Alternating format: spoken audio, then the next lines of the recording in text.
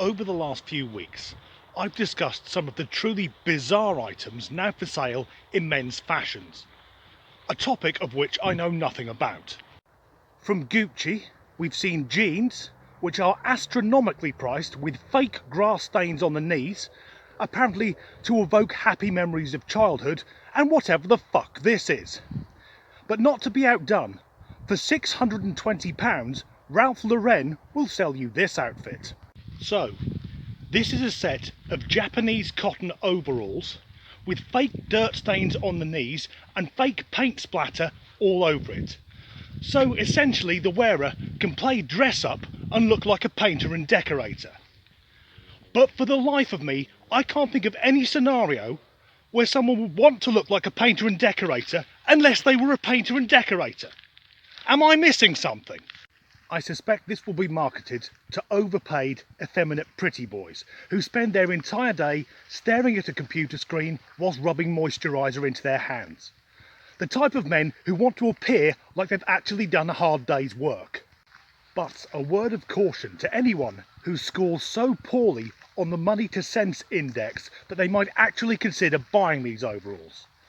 Because no one who works in construction, engineering, manufacturing, basically any job that requires you to wear steel toe caps, is going to look at someone in that outfit and think, he's one of us. They're more likely to think, what a bell end. And where is one supposed to wear this outfit? Because no restaurant or nightclub is letting someone in dressed like that. You wouldn't even get into a Wetherspoons. For anyone outside the UK, a brief explanation. Wetherspoons is a chain of truly joyless pubs. They trade on being cheap and nothing else.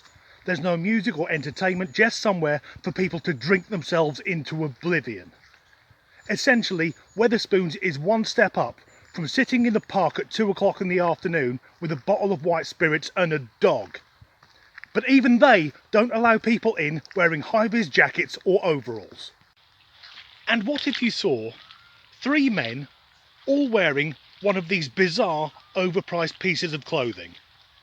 The grass-stained jeans that aren't really stained, the overalls which don't really have paint on them, and the man dress. If you saw 3 fellas walking along the street. My initial thought would be, there's a decorator who's just clocked off, a clumsy bugger who's fallen over in a field, and they're looking for somewhere to have a threesome with an unconvincing transvestite. Like I said, I don't really understand fashion. I can't fathom why, if a perfectly good t-shirt can be bought for £25, anyone would spend £100 on it because it's got a logo. Because essentially, the big fashion brands are just as likely to use cheap labour. It's all about the name. And now, due to the pandemic, big fashion companies have found a new way to screw people out of money. Designer face coverings. The use and enforcement of face coverings is increasing, and as we head towards the winter, if nothing else, they keep your face warm. But now there is a huge array of face masks, many of which come with designer labels.